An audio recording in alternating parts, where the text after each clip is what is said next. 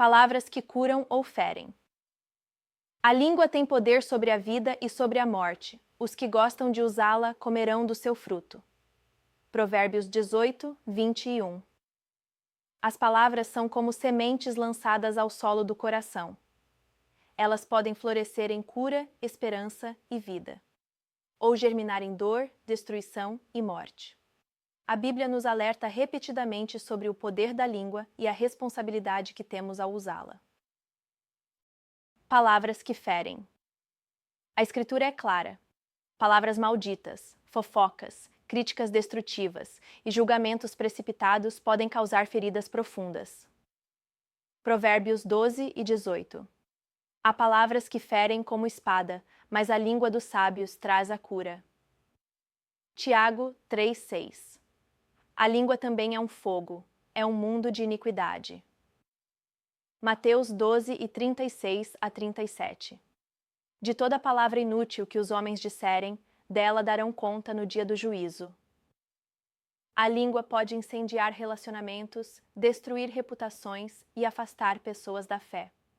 Por isso, Tiago compara a língua a um leme pequeno que dirige grandes navios, mostrando como algo aparentemente insignificante pode ter efeitos imensos. Palavras que curam.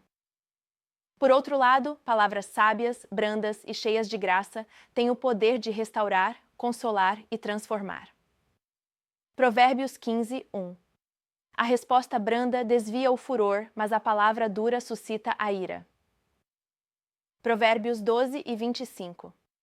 A ansiedade no coração do homem o abate, mas uma boa palavra o alegra. Efésios 4, 29. Nenhuma palavra torpe saia da boca de vocês, mas apenas a que for útil para edificar os outros. Jesus é o maior exemplo de palavras que curam. Ele falava com autoridade, mas também com compaixão. Suas palavras libertavam, perdoavam e restauravam. Em Lucas 4:18, ele declara: O Espírito do Senhor está sobre mim. Enviou-me a curar os quebrantados de coração. O que sai da boca revela o coração. Lucas 6:45. A boca fala do que está cheio o coração. Mateus 15:18 a 19. Mas as coisas que saem da boca vêm do coração, e são essas que tornam o homem impuro. Nossas palavras são reflexo do que cultivamos internamente. Se há amor, graça e sabedoria, isso será transmitido. Se há mágoa, ira e orgulho, também será revelado. Aplicações práticas. Número 1. Ore antes de falar. Peça ao Espírito Santo que guie suas palavras. Número 2. Fale com propósito. Que suas palavras edifiquem, consolem e inspirem. Número 3. Evite fofocas e críticas. Elas não apenas ferem os outros, mas também contaminam quem as profere. Número 4. Seja instrumento de cura. Use sua voz para abençoar, encorajar e reconciliar. Conclusão. A Bíblia nos chama a sermos mordomos da nossa língua. Que nossas palavras sejam como bálsamo, trazendo cura onde há dor, luz onde há escuridão e vida onde há morte. Que sejamos conhecidos não pelo que falamos em excesso, mas pela sabedoria e amor que transparecem em cada frase. A boca do justo é fonte de vida. Provérbios 10:11. A palavra como fruto do coração. A Bíblia revela que as palavras que proferimos não são meramente sons articulados, mas expressões profundas do que habita em nosso interior. Jesus foi categórico ao afirmar: O homem bom tira boas coisas do bom tesouro do seu coração, e o homem mau tira coisas más do mau tesouro, porque a boca fala do que está cheio o coração. Lucas 6:45. Essa declaração nos conduz à compreensão de que a palavra é o reflexo direto do coração. O coração, na cosmovisão bíblica, representa o centro da vontade, emoções e pensamentos. Portanto, nossas palavras revelam quem somos, o que cremos e o que cultivamos. A palavra como semente.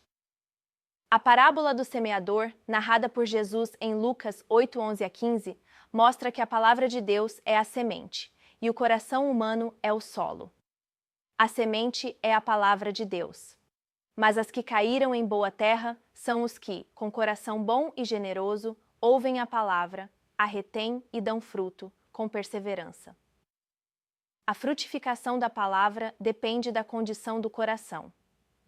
Um coração endurecido, distraído ou superficial não permite que a palavra crie raízes. Já um coração quebrantado e receptivo gera frutos que glorificam a Deus. A palavra como expressão do caráter. Em Mateus 12:34-37, Jesus confronta os fariseus, dizendo: Como podem vocês, sendo maus, dizer coisas boas? Pois a boca fala do que está cheio o coração. Por suas palavras vocês serão absolvidos e por suas palavras serão condenados. Aqui vemos que as palavras têm peso eterno. Elas não apenas revelam o coração, mas também têm implicações espirituais. Palavras de fé, arrependimento e louvor são frutos de um coração transformado. Palavras de ódio, mentira e blasfêmia são evidências de um coração corrompido. O poder da palavra. Provérbios 18:21 nos alerta. A língua tem poder sobre a vida e sobre a morte. Os que gostam de usá-la comerão do seu fruto. A palavra pode curar ou ferir, edificar ou destruir. Por isso, o apóstolo Paulo exorta: nenhuma palavra torpe saia da boca de vocês, mas apenas a que for útil para edificar os outros. Efésios 4:29. A palavra que sai de um coração cheio do Espírito Santo é instrumento de cura, sabedoria e reconciliação. O coração como fonte. Provérbios 4:23 nos ensina: acima de tudo, guarde o seu coração, pois dele depende toda a sua vida. Guardar o coração é proteger a fonte das palavras. Isso envolve vigilância espiritual, meditação na palavra de Deus e comunhão com o Espírito Santo. Um coração guardado gera palavras que são frutos de justiça, paz e amor. Aplicações práticas. Número 1. Cultive o coração com a palavra. Leia, medite e memorize as Escrituras. Número 2. Ore por um coração puro. Como Davi em Salmos 51:10. Cria em mim um coração puro, ó Deus. Número 3. Seja intencional com suas palavras. Que elas sejam fruto de graça e verdade. Número 4. Avalie o que você fala. Suas palavras revelam o que está dominando seu coração. A palavra é o fruto visível de uma raiz invisível. Se queremos transformar nossa linguagem, precisamos transformar nosso coração. E isso só é possível pela ação regeneradora da Palavra de Deus e do Espírito Santo. Que nossas palavras sejam como frutos doces, que alimentam, curam e glorificam ao Senhor. Sejam todos prontos para ouvir, tardios para falar e tardios para irar-se. Tiago 1:19. Palavras que geram vida e morte. A Bíblia nos revela que as palavras não são neutras. Elas carregam poder. Poder de criar, transformar, curar, mas também de destruir, ferir e matar. O livro de Provérbios nos alerta com clareza. A língua tem poder sobre a vida e sobre a morte. Os que gostam de usá-la comerão do seu fruto. Provérbios 18:21. Essa afirmação nos convida a refletir sobre a responsabilidade espiritual e emocional que temos ao falar. Nossas palavras são sementes lançadas no coração dos outros e também no nosso próprio coração. Elas podem gerar frutos de paz ou de conflito, de esperança ou de desespero. Palavras que geram vida. A palavra que nasce de um coração cheio do Espírito Santo é fonte de cura, sabedoria e edificação. A boca do justo é fonte de vida, mas a boca dos ímpios abriga a violência. Provérbios 10:11. A resposta calma desvia a fúria, mas a palavra ríspida desperta a ira. Provérbios 15, 1. Jesus é o maior exemplo de palavras que geram vida. Ele falava com autoridade, mas também com compaixão. Suas palavras libertavam, perdoavam e restauravam. O Espírito do Senhor está sobre mim, enviou-me a curar os quebrantados de coração. Lucas 4,18. Palavras de encorajamento, perdão, amor e fé têm o poder de levantar os caídos, restaurar relacionamentos e reacender a esperança. A ansiedade no coração do homem o abate, mas uma boa palavra o alegra. Provérbios 12, 25. Palavras que geram morte. Por outro lado, palavras impensadas, ofensivas ou maliciosas podem causar danos profundos. Há palavras que ferem como espada, mas a língua dos sábios traz a cura. Provérbios 12, 18. A língua também é um fogo, é um mundo de iniquidade. Tiago 3,6. Tiago compara a língua a um leme pequeno que dirige grandes navios, mostrando como algo aparentemente insignificante pode ter efeitos imensos. Com ela bendizemos ao Senhor e Pai, e com ela amaldiçoamos os homens. De uma mesma boca procede bênção e maldição. Tiago 3:9-10. Palavras de crítica destrutiva, mentira, fofoca e julgamento podem matar sonhos, destruir reputações e afastar pessoas da fé. De toda palavra inútil que os homens disserem, dela darão conta no dia do juízo. Mateus 12:36. O coração como fonte das palavras. Jesus nos ensina que as palavras são reflexo do coração. A boca fala do que está cheio o coração. Lucas 6:45. Mas as coisas que saem da boca vêm do coração, e são essas que tornam o homem impuro. Mateus 15:18. Portanto, transformar a linguagem começa por transformar o coração. Um coração cheio de amor, graça e verdade produzirá palavras que geram vida. Um coração amargurado, orgulhoso ou ferido tende a gerar palavras que ferem. Aplicações práticas. Número 1. Ore antes de falar. Peça ao Espírito Santo que guie suas palavras. Número 2. Fale com propósito. Que suas palavras edifiquem, consolem e inspirem. Número 3. Evite palavras precipitadas. O silêncio às vezes é mais sábio que o discurso. Número 4. Cultive o coração com a palavra de Deus, para que o fruto da boca seja doce e justo. Conclusão. A palavra é uma ferramenta poderosa, capaz de moldar destinos e revelar o estado da alma. Que sejamos mordomos fiéis da nossa língua, usando-a para gerar vida, esperança e reconciliação. Que nossas palavras sejam como bálsamo, trazendo cura onde há dor, luz onde há escuridão e vida onde há morte.